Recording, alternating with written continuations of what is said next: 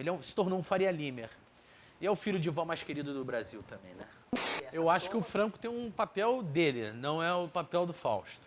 Primeiro ponto, assim. Eu acho que o Franco, ele veio a somar o que ele tem de qualidade e potência que é dele. Um primeiro passo, assim, para um bom cagador, né? Um bom cagador, ele tem que conhecer dessa técnica, porque, assim, isso você evita o tal do beijo de Netuno, né? Acho que você encareteia mesmo tua linguagem quando você se enche de conforto e para de frequentar o lugar mais importante para o humorista, que é a rua, a calçada, sentir o cheiro da merda das pessoas saindo pelo bueiro.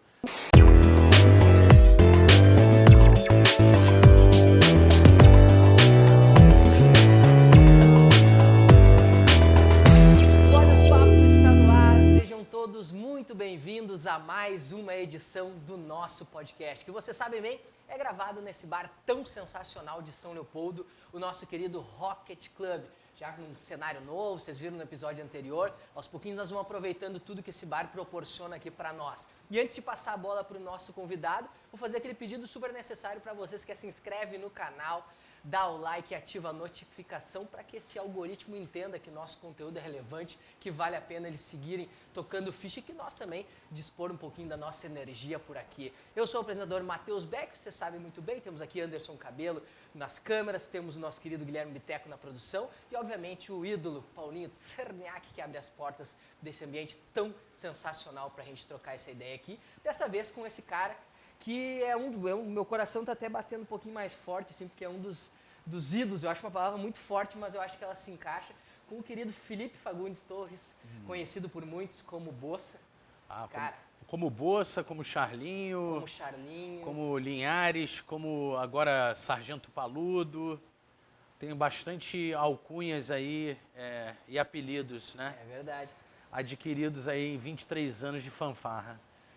Sem palavras mesmo, uma correria, ele tá fazendo show aqui obrigado. Em São Leopoldo, Canoas, Porto Alegre. Então, cara, ele conseguiu uns minutos na agenda dele, só que eu tenho a gratidão, Felipe, por ter vindo. Agradecer também, aproveitar o Adriano, grande parceiro, já gravou conosco, fez esse meio de campo aqui pra não tu chamou aquele proxeneta aqui, é? Já gravamos com ele, mas era no outro bar, ele tem que vir aqui. Ele tem que vir aqui também pra conhecer. Ele fez vergonha? Não, foi feito na boa. Veio bem, tomou que geralmente ele faz vergonha. Tô brincando. Veio suave. E, cara, tu tá aqui em São Leopoldo, tu tá fazendo rodando, digamos assim, o Brasil com a peça da jornada do Touro de Ouro. Touro de Ouro. Eu sou contratado do Luiz Bossa, né? Sou roteirista do Luiz Bossa. Eu venho com ele para ir fazendo os ajustes de roteiro. Ele já tá lá no teatro, inclusive. Agora ele já tá lá fazendo a passagem. Daqui a pouco eu vou para lá para acompanhá-lo. E o Luiz Bossa tá começando a rodar o Brasil com Jornada do Touro de Ouro, essa turnê aí. Dessa TED Talk barra TED Talk barra peça barra stand-up comedy. E ele conta um pouco, né, de como ele chegou esse estrelato e essa famosidade. E um bilionário hoje, né, o Luiz Bossa é um bilionário hoje em dia, ele fez o curso Milionário morando com a avó durante a pandemia, ficou muito rico. E hoje é dono da Bossa S.A., né, que ocupa um andar inteiro na Borba Gato Towers, que é na Faria Lima. Não sei se vocês conhecem Faria Lima. Claro. Então, ele se tornou um Faria Limer. E é o filho de vó mais querido do Brasil também, né? É verdade. Sabe que somos fãs aqui, todos nós, do Hermes e Renato há muito tempo, e a gente vê a evolução dos personagens e como vocês, né, no decorrer do tempo, conseguiram fazer isso. Tem o surgimento do Bossa, posteriormente tem a série da Sim a Bossa, com vários outros elementos. Tu tem mais atual o Bossa Melone fazendo um trap. Tu tem posteriormente ele também se atuando como coach nas finanças. Sim. Surfando sempre nas paradas que estão rodando, que estão circulando mais nas redes sociais. Esse projeto, esse processo, eu sei que a confecção do Bossa foi um pouquinho de cada um dos elementos do Hermes Renato. A gente já viu em vários podcasts falar sobre isso. E essa evolução também, ela é conjunta, ela é pensada em vocês como um todo?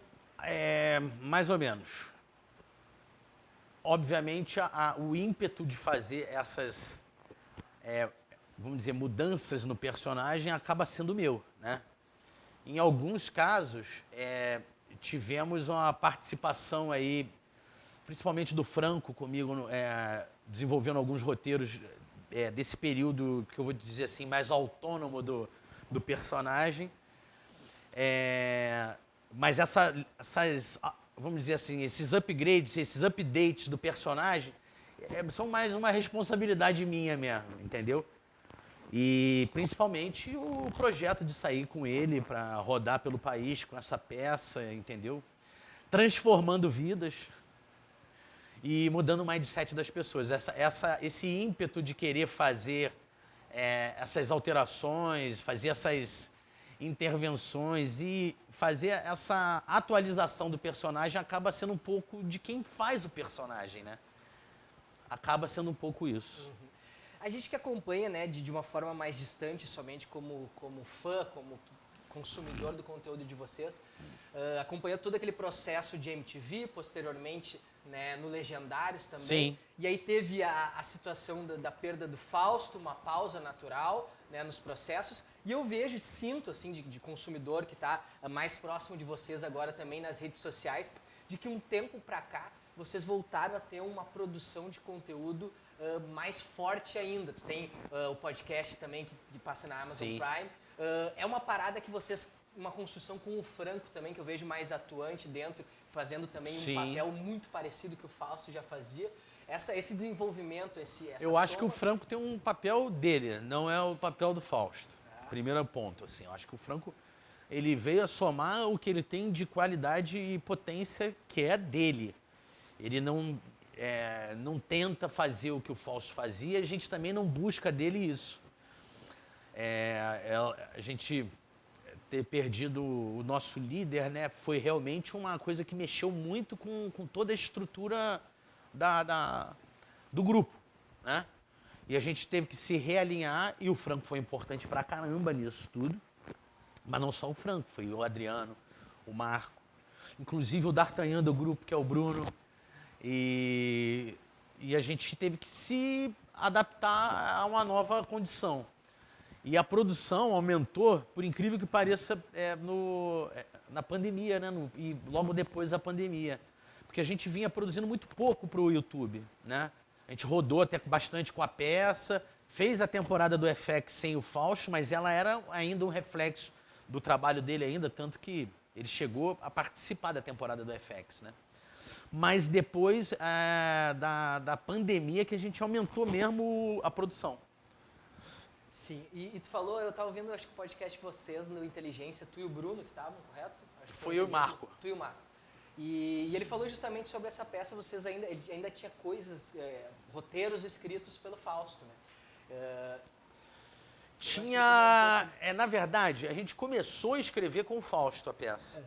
Só que a peça que a gente escreveu com o Fausto, a gente pode dizer que a gente aproveitou 10% só. Porque a gente não tinha conhecimento da plataforma teatral. A gente fazia um show mais para um show de banda super produzida do que para uma peça de teatro mesmo. Até porque a gente não tinha experiência. A partir do momento que a gente pôs a mão de volta num roteiro de peça, e muito foi por conta do convite até do Risadaria para fazer alguma coisa no evento, a gente tomou a vontade tomou o ímpeto, né, de fazer esse roteiro. A gente leu aquele roteiro e falou, cara, tudo aqui é muito megalomaníaco, mas se a gente enxugar, tem uma coisa ou outra daqui que a gente pode aproveitar. A gente aproveitou algum conceito daqui que foi escrito lá, mas a gente escreveu mesmo, foi depois. Vocês sempre, obviamente, atuaram na questão de sátira, tinha lá o Dudu Marchiori, né, que era um dos caras do stand-up. Também agora com esse projeto de vocês do podcast, é sempre uma sátira, algo que está, né, super em alta. Isso ao mesmo tempo que rememora quem é consumidor de vocês, antigo, que nem nós aqui, tem trazido uma galera nova para consumir vocês? Exatamente. Exatamente. Eu acho que também tem um pouco a ver, primeiro tem a ver com a gente produzir para as redes sociais, para YouTube, né? Fazer esse cross-mídia nas redes sociais com tudo que a gente está produzindo. Isso aí traz um público novo, mas eu acho que também tem a ver também com os temas que a gente vem abordando, são temas de relevância, né? São temas que estão sendo comentados, inclusive, pelos jovens. Eu acho que é o nosso olhar satírico sobre as atualidades, né? É o que a gente acaba trazendo esse público novo, é a identificação com que é aquilo que a gente está falando. Se a gente estivesse falando coisas dos anos 2000, 2010, por exemplo, a gente talvez não tivesse sendo tão relevante. E o que eu venho percebendo é que o nosso público vem crescendo. Vem crescendo, eu sinto isso nas ruas, a gente sente feedback das pessoas, a rapaziada mais jovem, que não assistiu a gente na MTV, por exemplo, que a última vez que a gente esteve no ar na MTV foi em 2013, já tem 10 anos. Que loucura. E tu comentou sobre o fato de que vocês migram, né? Vocês estão em uma MTV efervescente naquela época, que era o sonho de qualquer jovem. Depois tu tem também essa passagem pela TV aberta e agora com o conteúdo independente. Tu sente ainda mais... Aparentemente não tinha muita censura à época, mas a liberdade ela é ainda maior hoje ou talvez essa patrulha não, assim que dá uma fiscalizada fica ainda mais delicada? A liberdade, ela não é que é liberdade, as coisas mudaram, né? Eu não acredito isso a uma censura. Até porque tem temas espinhosos que ninguém fala e a gente fala ainda. Eu acho que o nosso público e as pessoas, mesmo as pessoas que não nos conhecem, vê o tipo de humor que a gente faz, ela compreende que existe um decoro pro humorista mais largo, né? mais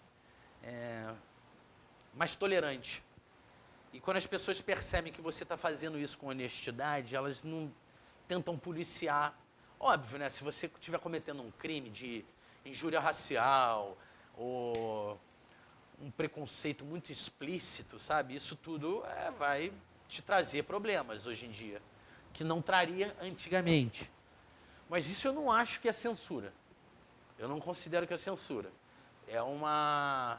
Pode ser até temporário, mas é um reflexo da atualidade, do mundo que a gente vive hoje.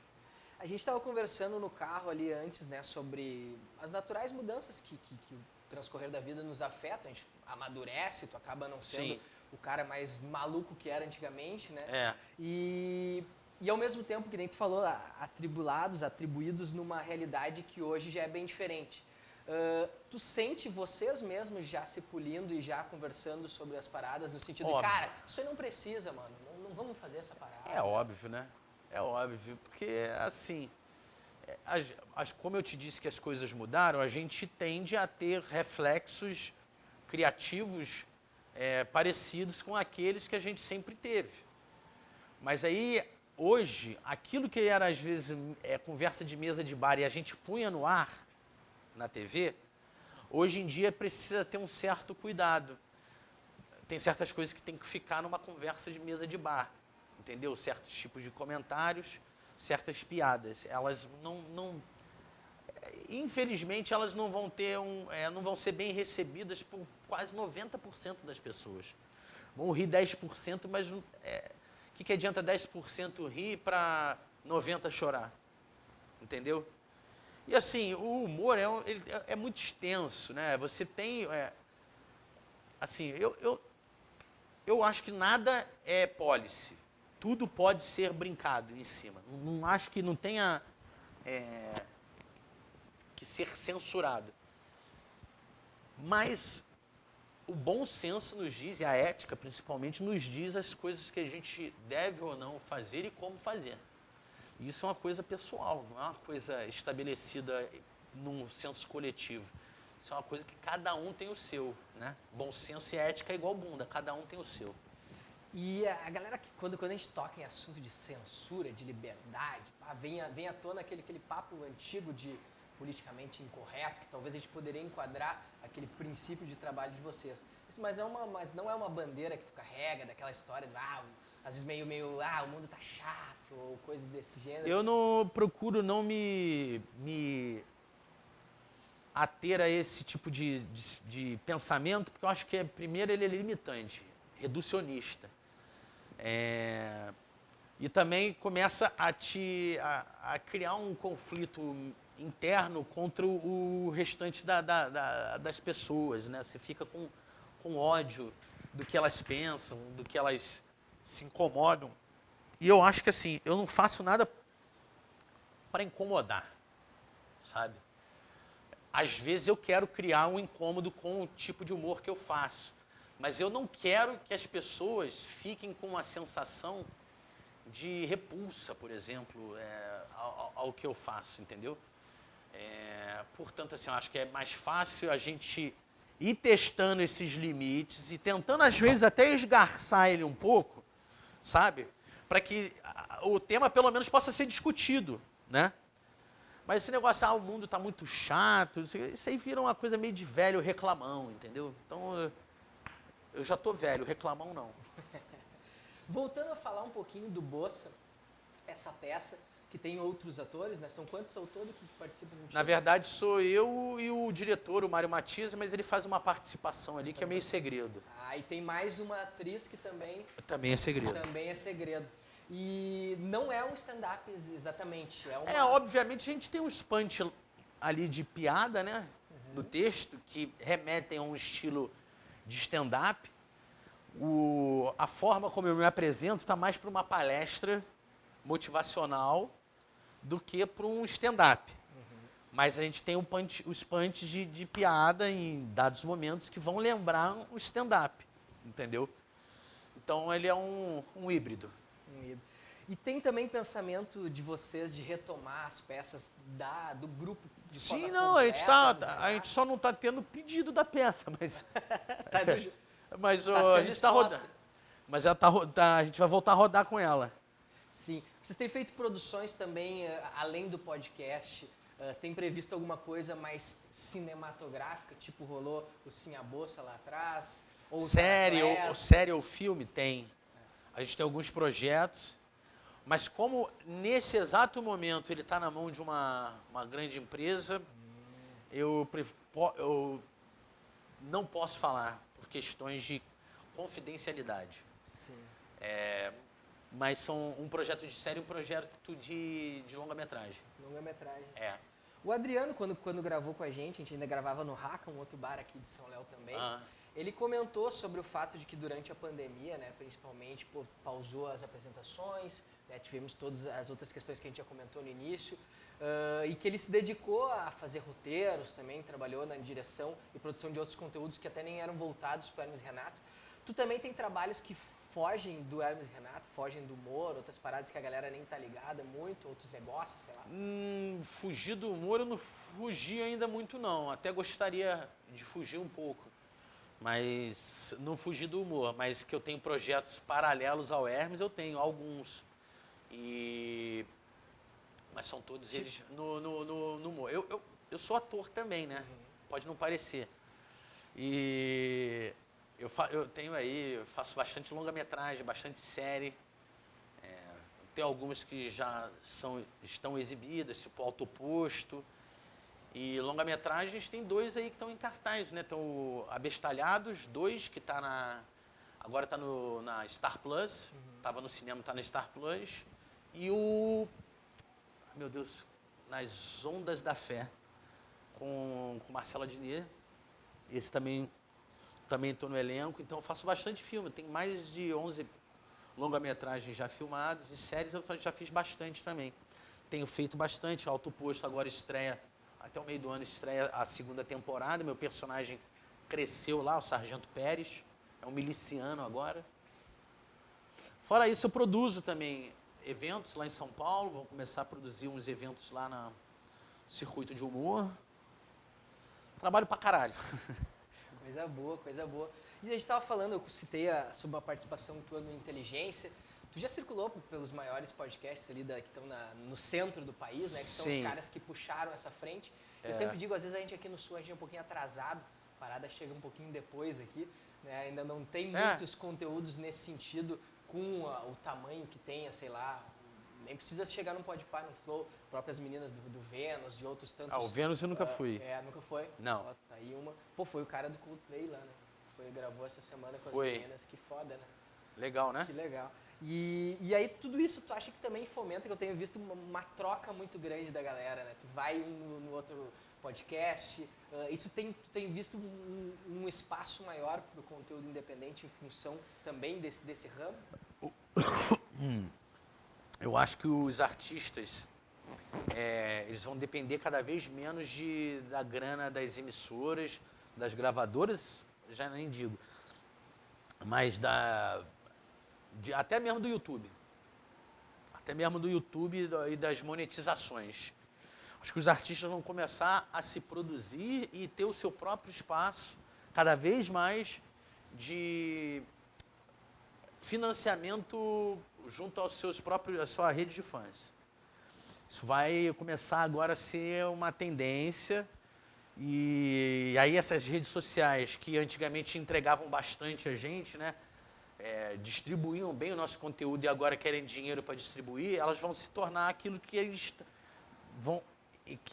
estão acabando por criar essa situação, que é só distribuidor de chamada, porque ninguém mais vai querer entregar conteúdo para eles, a não ser que eles estejam pagando, porque se eles não te distribuem e te pedem dinheiro, eles estão fazendo a mesma coisa que as gravadoras faziam nos anos 80 e 90, que é pedir jabá. Então, vai falar assim, não, mas é investimento em marketing. Pô, mas vocês não contaram que isso tudo era democrático, que não é?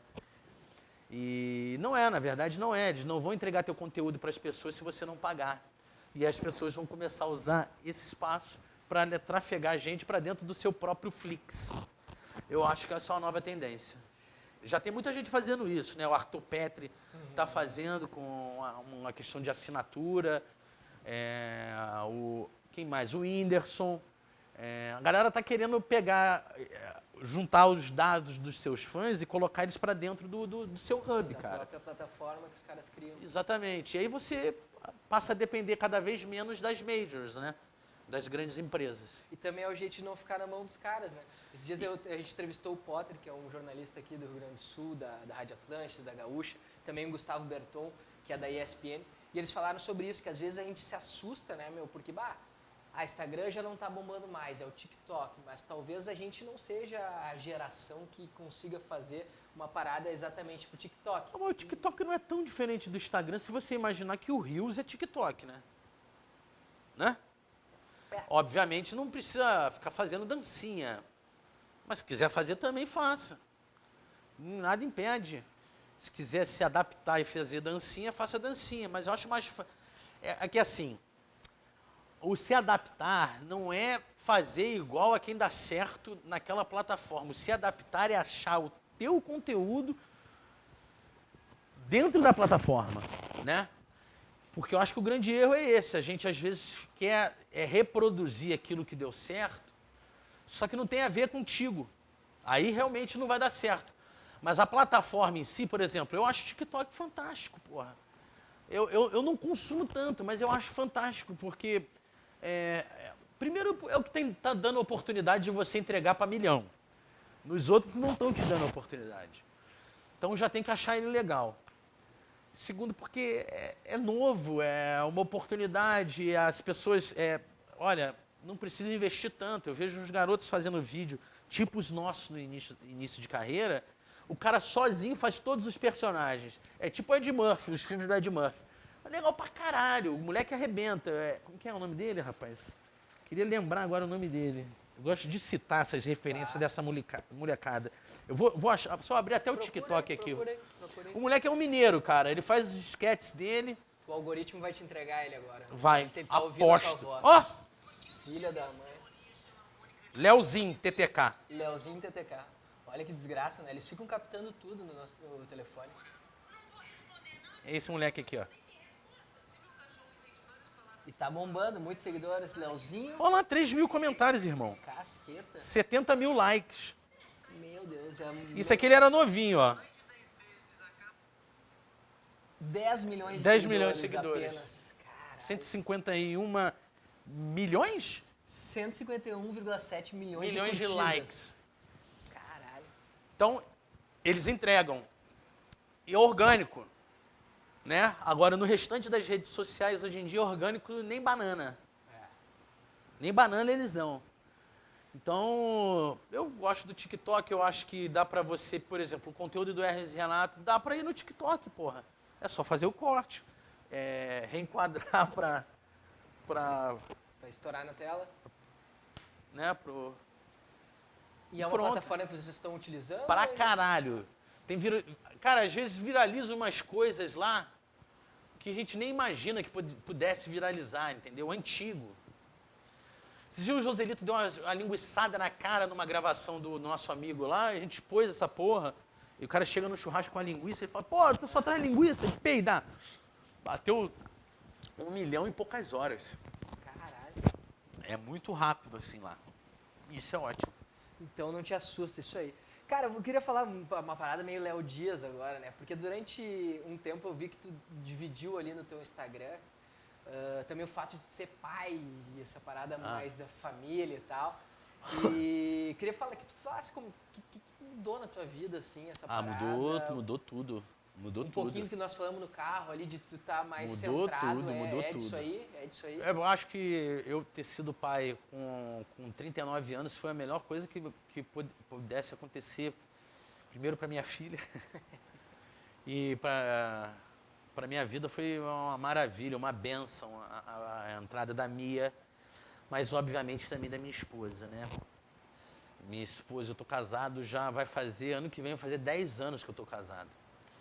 E você ter família te dá uma outra perspectiva, você ter uma família e ser devotado à tua família te dá uma perspectiva de um olhar mais empresarial mesmo para teu trabalho, Claro. sabe? Eu tinha um olhar muito lúdico, muito descompromissado com o meu trabalho, que talvez não, se eu tivesse tido se eu não tivesse tido a minha filha, eu talvez permanecesse assim por alguns anos ainda, entendeu? E a maturidade, ela chega à tua porta, se tu não tem ainda, ela chega na tua porta esmurrando. Agora, é óbvio, né? Falar assim, puta, tem cara que ter pai e continua a mesma merda, o mesmo tipo de cabeça. Eu não, eu precisei mudar para poder ser um melhor exemplo para minha filha. Essa é a ideia, sabe? Não por nada, mas assim, isso não quer dizer que eu tenha que deixar de fazer um humor politicamente incorreto, um humor ácido. Não quer dizer nada disso. Eu continuo fazendo piada com as paradas nojentas, com escatologia, com... Co-coach, né, que teve. Co-coaching. Exatamente quando minha filha tava para nascer que eu criei essa palhaçada aí do co-coaching. Mas Assistam, tá lá no meu Instagram, tá no teu Instagram. Assistam o Co-Coach ali, que é o coach de merda. o coach de merda. Muitas dicas interessantes que eu nunca tinha parado pra pensar. Como o fato da caminha de papel higiênico para que o pingo Isso não é, vá. isso é um primeiro passo assim para um bom cagador, né? Um bom cagador, ele tem que conhecer dessa técnica, porque assim, isso você evita o tal do beijo de Netuno, né? Que é quando a merda bate na água e sobe a água e bate no seu cu, né, cara? Tem o beijo grego, mas esse é o beijo de Netuno. É grego também, mas vem dentro do mar. É mitologia grega também, né? Então foi essas algumas das dicas e foi também nesse período de paternidade. Tem no período da paternidade. Então você vê que assim, não tem nada a ver você fazer piada sacanageira e ser pai, são coisas díspares, né? Você vai encaretear. Eu não vejo por esse lado. Acho que você encareteia mesmo tua linguagem quando você se enche de conforto e para de frequentar o lugar mais importante para o humorista, que é a rua, a calçada, sentir o cheiro da merda das pessoas saindo pelo bueiro, sentir as gírias mais engraçadas, ouvir aquelas gírias mais engraçadas que a molecada tá falando, ouvir o jeito que a faxineira berra, ver o que o porteiro está conversando, você parar de frequentar a vida das pessoas, dos populares e se tornar um bufão, isso sim te encareteia, entendeu? E isso eu dificilmente vou parar de fazer, porque essa é realmente a minha gasolina, é a rua, são as pessoas. E tu citou esse período de pai, também inspirou novas coisas, tu também te cobrou assim, pô, não vou virar... Um novo olhar também, e me cobrar também para não encaretear, né? É uma cobrança também que eu tenho. Eu tenho mais cobrança em não encaretear a minha cabeça do que em me tornar um exemplar pai. Eu acho que eu já sou um exemplar pai. Já sou. Eu sou um pai devotado. Quando a minha filha nasceu, eu já mentalmente era também. Entendeu? E eu só comecei a praticar. E nós temos um quadro aqui, em que eles chamam Olha Isso. Nós somos do Olhos Papo, tem o quadro Olha Isso. O Olha Isso, antigamente, ele tinha um teor mais indicativo, de uma parada aqui é a minha cara, entendeu? E o cara vinha aqui e dizia uma série, uma viagem, uma experiência. Pá. Tá. E hoje ele mudou. Ele é mais filosofal, ele é mais profundo. O que acontece? Vai demorar para isso acontecer, tá? Mas quando tu não estiver mais aqui, quando partir dessa para uma outra, Legal. vai demorar. Eu falei, já falei. Obrigado. E essa pergunta eu já fiz, inclusive, para crianças aqui. Eu provoquei crianças aqui, que já foram entrevistadas aqui, para falar sobre isso. E eu disse assim, ó, legado é uma palavra meio forte, mas o que tu quer deixar aqui? Qual que é a parada que, seja da pessoa que conviveu contigo, família, amigo, ou o cara que simplesmente consumiu o teu conteúdo, qual que é a parada que tu quer deixar nesse plano aqui? Não sei o que tu acredita ou não acredita. Cara, eu acredito sim que existem outras dimensões, vamos dizer assim. E sim, eu gostaria de deixar nessa minha passagem aqui pela Terra, pelo planeta Terra, a ideia de uma pessoa que trouxe alegria, talvez, alegria e felicidade, né? Através do meu trabalho e da minha presença. Tem muitos humoristas que, inclusive, trabalham com provocar as pessoas. Eu admiro muito esses caras, mas eu não seria a melhor pessoa para fazer esse tipo de coisa, porque talvez eu tenha essa vontade mesmo de passar por essa minha vinda ao planeta Terra aí em ser uma pessoa que tenha agradado as pessoas, sabe? Tenha sido justa, generosa com as pessoas. Perfeito. Meus amigos, esse foi o nosso querido Filipinho. Valeu. Como eu te disse, serão poucos minutos, mas certamente muito apreciáveis aqui por todos nós. Obrigado, cara, no meio dessa correria, desse turbilhão de coisas, por ter tirado uns minutos para trocar essa ideia com a gente. Que isso, eu só peço desculpa por ter sido tão breve, não daria para ficar mais tempo, a gente poderia ficar aqui conversando por mais alguns... 5 horas. Não, eu não digo tanto. Não vamos fazer de mim o Vilela, aí vai virar o Cativeiro Cast, né, meu irmão? Cativeiro Cast, é verdade. Virou um cativeiro já. Mas não faltarão oportunidades, com certeza. Circula por aí. Obrigado, meu irmão. Valeu, rapaziada, valeu, Olhos Papo, valeu, Rio Grande do Sul. É sempre uma honra estar aqui com vocês, trazendo novas empreitas fanfarronísticas. E obrigado a você que esteve até aqui assistindo a gente. Sabe, se assistiu até aqui, não tem desculpa, te inscreve no nosso canal para dizer para esse YouTube que nosso conteúdo é relevante. Isso é super importante. Likezinho, manda para a gurizada que é fã do Hermes e Renato, que é fã do Filipinho, que é fã do Bolsa e todos esses personagens que ele sempre fez. E vocês sabem, sempre, toda segunda-feira a partir das 20 horas, vídeo novo no nosso canal. YouTube, Spotify, todas as redes sociais, vocês encontram os nossos detalhes por lá. Valeu, até semana que vem. Tchau, tchau. Valeu!